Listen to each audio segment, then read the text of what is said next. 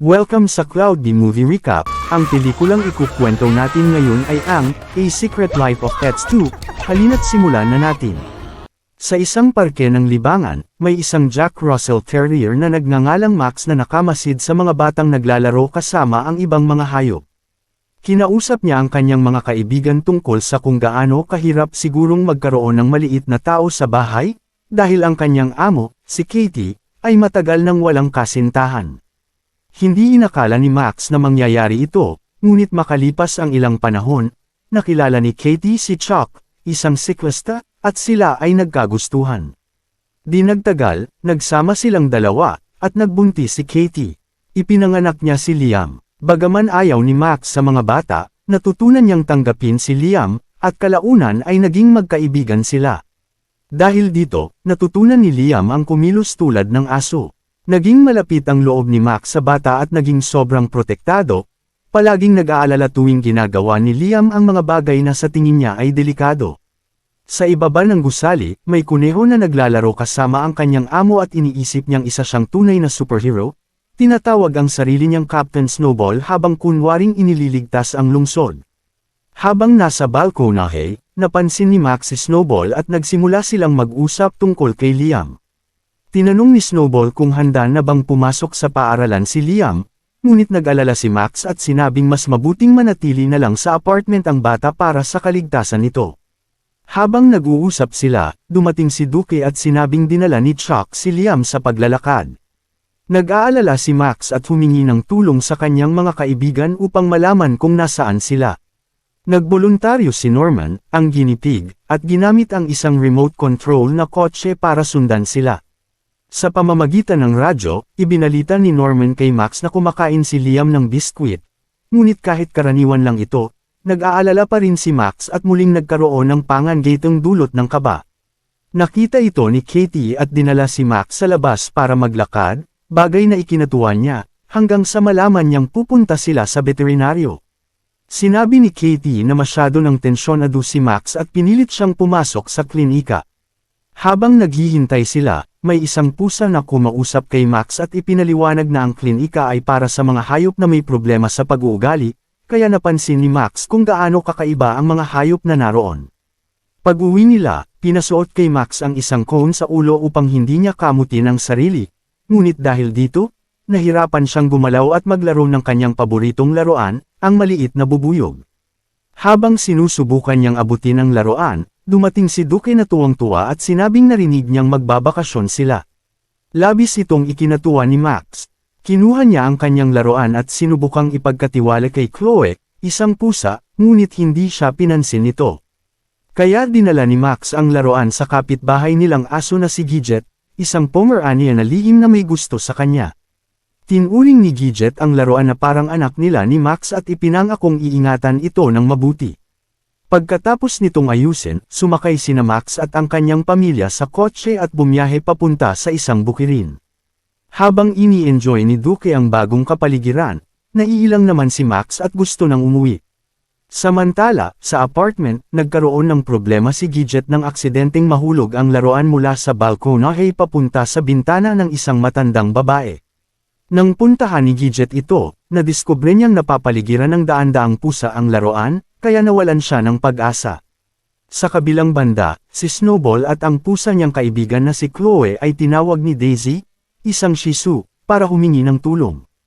Ikinuwento ni Daisy na nakakita siya ng batang puting tigre na nakakulong sa loob ng kulungan ng isang circo. Pinangalanan niya itong Hu at sinabi niyang minamaltrato ito ng may-ari ng circo. Bilang isang superhero, pumayag agad si Captain Snowball na tulungan siya. Habang nasa bukid, naging sobrang protektado pa rin si Max kay Liam. Sinubukan siyang turuan ni Duke na magpahinga at mag-enjoy, at naglaro sila ng mga alitap-tap. Ngunit nang uminom ng tubig si Max sa mangkok ng isang tandang, inawi siya nito. Naayos lang ang sitwasyon nang makialam ang aso ng bukirin na si Rooster, isang border collie, na tinuruan si Max na hayaang mag-explore si Liam. Samantala, sina Snowball at Daisy ay nakalusot sa circo at sinubukang iligtas si Hu. Nilabanan nila ang mga lobo ng may-ari at sa tulong ni Daisy, nagtagumpay silang mapalaya ang tigre. Sa apartment naman, humingi ng tulong si Gidget kay Chloe para matutong kumilos tulad ng pusa upang makuha muli ang laruan. Natuto siyang pigilan ang sarili at pumasok sa bahay ng matanda na hindi siya mapansin. Sa wakas, nakita niya ang laruan sa itaas ng stretching post na bantay ng higanteng pusa.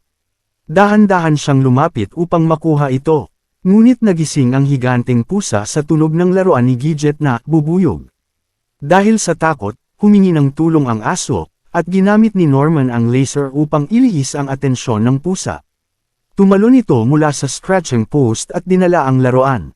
Galit na galit ang ibang mga pusa at nagsimulang akyatin si Gidget, kaya napilitan siyang gamitin ang Plan B. Tinulungan siya ni Norman sa pamamagitan ng pagpapanggap na kaya niyang hulihin ang pulang liwanag. Nang makita ng mga pusa na kinakain ni Gidget ang pulang liwanag, nagulat sila at inakala nilang isa siyang piniling nilalang, kaya't yumuko sila sa harap ng kanilang bagong reyna. Samantala, sa bukirin, pinapanood ni Duke at Max si Rooster habang tinutulungan nitong itaboy ang mga baka. Nang biglang makatakas ang isang baboy, hindi alam ni Duke ang gagawin, kaya iminungkahi niyang tawagin si Rooster, ngunit tumanggi si Max dahil naiinggit siya at gustong patunayan na kaya rin niya.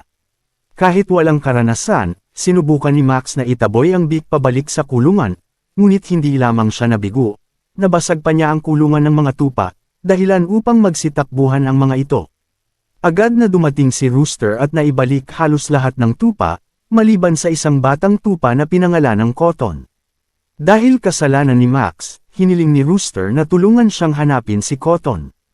Tumawid sila sa sapa at sa palumpong na puno ng tinek hanggang marating nila ang isang matarik na burol. Sa kabila ng hirap, nakasabay si Max hanggang matagpuan nila si Cotton na kumakain ng mansanas mula sa puno sa gilid ng bangin. Binalaan ni Rooster ang batang tupa na hindi kakayanin ng puno ang bigat nito at sinabi kay Max na siya mismo ang dapat umakyat para iligtas ito. Natakot si Max ngunit pinakalma siya ni Rooster, sinabing ang unang hakbang para mapagtagumpayan ang takot ay ang pagpapanggap na wala ito. Dahil dito, naglakas loob si Max, umakyat sa bangin. Sa hirap at pagod, naiahon niya ang batang tupa at tinulungan ni Rooster na makabalik sa ligtas na lugar. Pagkatapos ng nakakatakot na pangyayari, bumalik sila sa bukirin. Na parang walang nangyari. Sa lungsod naman, patuloy na sinusundan ng mga lobo si Daisy, na abala sa pagkukwento ng kanyang karanasan sa ibang mga aso. Nang mapansin niyang parating ang mga lobo, nagsimula siyang tumakbo palabas ng parke at nagtago sa ilalim ng isang mas malaking aso. Pero natuntun pa rin siya ng mga lobo gamit ang pang-amoy, kaya napilitan siyang sakyan ng isang scooter ng tao upang makatakas. Samantala, sa apartment, naglalaro ng video game si Snowball nang dumating si Pops, dala si Hu, at sinabing sinira ng tigre ang kanyang apartment at kinain ang telebisyon. Dahil hindi alam ang gagawin, dinala ni Snowball si Hu sa apartment ni Katie at pinatulog ito sa kama ni Max. Ngunit paglabas niya, nahuli siya ni Gidget. Nagulat ang aso at tinanong kung ano ang ginagawa niya roon, ngunit parehong hindi nila masagot kung bakit may mga pusa na sumusunod sa kanila, kaya't nagpasya silang huwag na lang pag-usapan. Sa bukirin, nakita ni Max si Rooster na paalis sakay ng kotse at sinundan siya upang magpasalamat sa mga aral nito. Sinabi niyang mas kalmado na siya ngayon. Kinaumagahan, habang paalis na, bilang tanda ng pagkakaibigan, ibinigay ni Rooster ang kanyang scarf kay Max, dahilan upang umalis si Max na mas kumpiyansa sa sarili. Pagbalik niya sa lungsod, natulog si Max katabi ni Liam. Habang tulog ang lahat, sinubukang ilabas ni Snowball si Hu nang hindi napapansin, ngunit nagising si Max at nahuli sila. Nagulat ang aso at tinanong kung ano ang nangyayari. Sinabi ni Daisy na wala ng oras magpaliwanag dahil paparating na ang mga lobo. Sa sandaling iyon, nakita nilang nasa labas na ang mga ito. Nagpanik si Snowball, ngunit hindi natakot si Max, humarap siya sa kanila kahit mag-isa. Sinubukan niyang takutin ang mga lobo, ngunit dumating si Sergey, ang may-ari ng circo, at sinipa siya pababa sa basement. Habang sinusubukan ni Max na makabalik, lumaban sina Snowball at Daisy sa itaas. Tinangkang kagatin ni Daisy ang binti ni Sergey ngunit nabihag silang dalawa. Pagkaalis ni Sergey, nakabalik si Max mula sa basement at nakita niyang isinakay ni Sergey si Hu sa sasakyan pabalik sa circo. Gamit ang cart ni Norman, hinabol ni Max at Snowball ang sasakyan. Humingi ng tulong ang kuneho sa pamamagitan ng radyo, at tinipon ni Gidget ang kanyang hukbo ng mga pusa. Niloko nila ang matandang babae upang magmaneho papunta sa palengke habang lihim nilang inilipat ang manibela upang sundan si Sergey. Hindi alam ng kontrabida na may paparating na hukbo ng mga pusa. Nang may sakay ni Sergey si Hu sa tren, ginamit ni na Max at Snowball ang cart upang sundan ito sa riles, ngunit nasira ito kaya nagpatuloy silang tumakbo. Nakatalon si Max sa tren, sinundan ni Snowball, at naiwan si Norman. Sa tulong ng radyo, ginabayan sila ni Gidget at ng mga pusa. Sa loob ng tren, nakipaglaban si Snowball sa unggoy ni Sergey, habang si Max naman ay nilabanan ang mga lobo sa ibabaw ng mga bagon. Sa huli, natalo nila ang unggoy at naitulak ito palabas ng kanyan. Habang umaandar ang tren, lumaban si Max kay Sergey. Tumalon siya sa unahan ng lokomotibo, kinagat ang binti ni Sergey, at tinulungan siya ni Snowball sa pamamagitan ng pagtalon sa mukha ng kontrabida. Akala nila tapos na ang lahat, ngunit bumangon si Sergey at tinangkang barilin sila. Sa tamang oras, dumating ang matandang babae kasama ang mga pusa at binangga si Sergey gamit ang kanyang sasakyan, tuluyang pinatigil ito. Nang ligtas na ang lahat, dinala ni Lola ang mga hayop, pauwi at inampun si Hu, sa pag-aakalang isa lamang siyang malaking kuting. Bumalik ang lahat sa normal na pamumuhay, at nagsimulang pumasok sa paaralan si Liam. Ngunit sa pagkakataong ito, hindi na natatakot si Max, gusto na niyang makita ni Liam ang mundo. Dito na nagtatapos ang movie recap, salamat sa panunood hanggang sa susunod na video.